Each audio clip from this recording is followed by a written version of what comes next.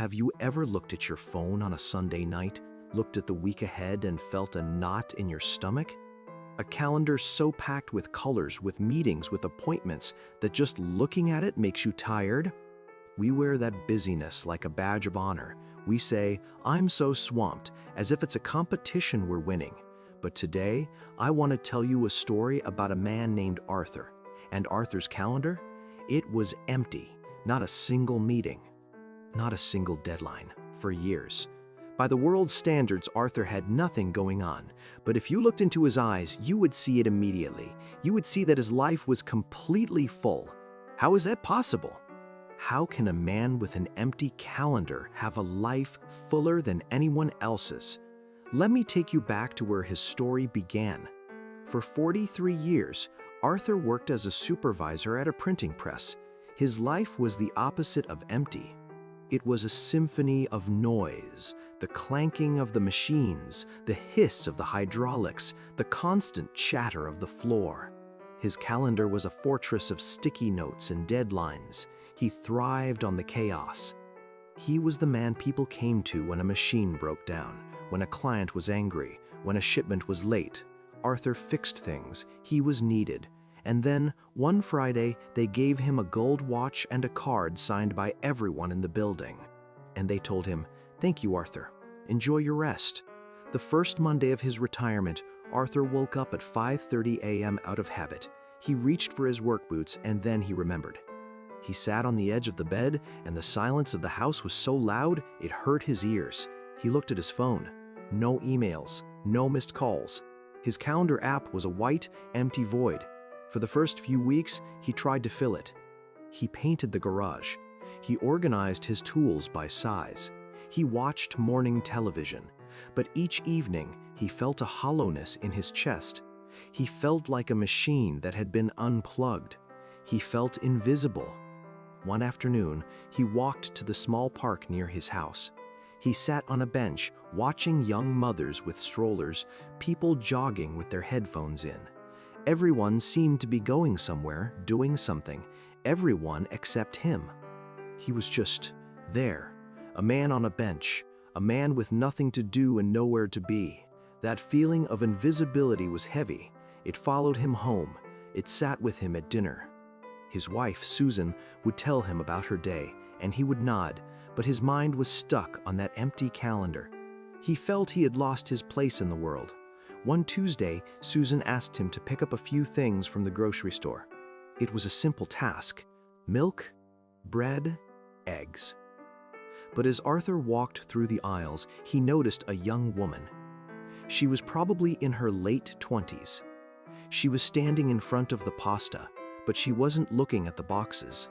She was just staring, and tears were streaming down her face. Arthur's first instinct was to look away, to mind his own business. That was the city rule, right? Don't bother people. But something stopped him. Maybe it was the emptiness in his own heart that recognized the emptiness in hers. He took a small step closer. "Excuse me," he said, his voice softer than he expected. The woman jumped, startled. She quickly wiped her face with her sleeve, embarrassed. "I'm so sorry," she mumbled. "I'm fine." Arthur just stood there for a moment. He didn't have a meeting to go to. He didn't have a deadline. He had nothing but time. "You know," he said gently, pointing at the shelf, "my wife swears by the one in the blue box. Says it holds the sauce better. I don't know the difference myself. They all taste the same to me." The woman let out a small, wet laugh, a tiny crack in her wall. "It's my dad," she suddenly said, the words tumbling out. "He loved this brand. I just came from the hospital. We lost him this morning, and I came here I don't know why I came here. To get something normal. But nothing is normal." Arthur felt a pang in his chest. He understood loss. He understood the feeling of the world moving on while you are stuck in place. He didn't give her advice. He didn't tell her it gets better or he's in a better place. He just listened. He walked with her slowly through the store, pushing her empty cart. He told her about the time his own father tried to fix the sink and flooded the kitchen. She told him about how her dad used to make her laugh by putting on her mother's fancy hats. They stood in the parking lot for almost an hour that in Arthur's old life would have been a waste of time. An hour with nothing checked off a to-do list. When she finally got into her car, she rolled down the window. "Thank you," she said. "You have no idea how much this meant." As Arthur watched her drive away, something shifted inside him. He looked down at his shopping list. Milk, bread, eggs, but in his mind, he saw the woman's face. The sadness was still there, but the panic was gone. He had helped her carry her grief for a little while. And in doing so, his own heavy emptiness felt just a little bit lighter. That was the moment Arthur understood. His calendar was empty, but his life's purpose wasn't about filling time with tasks anymore. It was about filling moments with meaning. From that day on, Arthur became a quiet fixture in the neighborhood. He became the unofficial mayor of the park bench. He knew the names of all the dogs before he knew the names of their owners. He carried a bag of bread crusts for the pigeons, much to the dismay of the joggers. He became a listener. There was the teenage boy who sat next to him, stressed about college applications. Arthur told him, "The path isn't as straight as they tell you, son, and that's okay." There was the young mother, exhausted and alone, whose toddler was having a meltdown. Arthur just sat with her, not saying a word, offering her a silent solidarity that was more powerful than any advice. One afternoon, he saw a young man in a sharp suit sitting on the other end of the bench, furiously typing on his laptop, his face tight with stress. Arthur smiled to himself. He remembered that feeling. He watched as a squirrel boldly approached the man who was so absorbed in his screen he didn't even notice. The man finally looked up, frustrated by his lack of signal. He saw Arthur watching the squirrel. He saw the peaceful, almost mischievous smile on the old man's face. "How do you do it?" the young man asked, surprising himself. "How do you just sit there?" Arthur chuckled. "It took me a long time to learn," he said. "I used to think life was in that little box you're holding, but it's not. Look." He nodded towards the squirrel, now standing on its hind legs, nibbling a nut. The young man looked. He actually looked. He saw the sunlight filtering through the leaves, casting a dappled pattern on the ground. He heard the distant sound of kids laughing. He felt the cool breeze on his skin. For 10 minutes, the young man put his phone down. He didn't solve world hunger. He didn't close a deal, but for 10 minutes, he was present.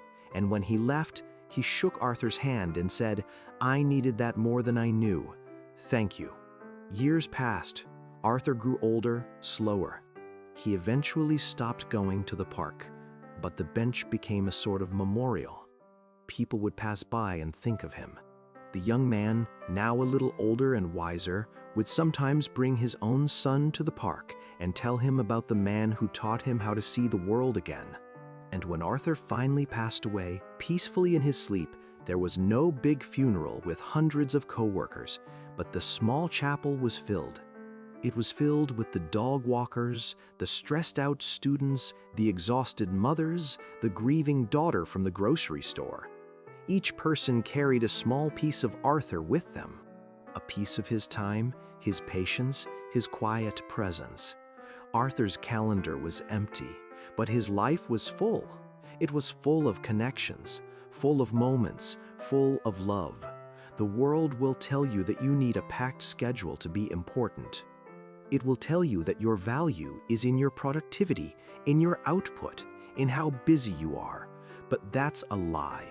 The truth is, a full life isn't about filling your calendar. It's about filling the moments you are given. It's about being present. It's about seeing the person next to you. It's about giving someone the greatest gift you have, your undivided attention. So, tonight, when you look at your calendar for the week ahead, don't just see the tasks. See the spaces, because it's in those empty spaces where life actually happens. Don't be so busy making a living that you forget to build a life that is truly, completely full. Take a lesson from Arthur. Put down the phone.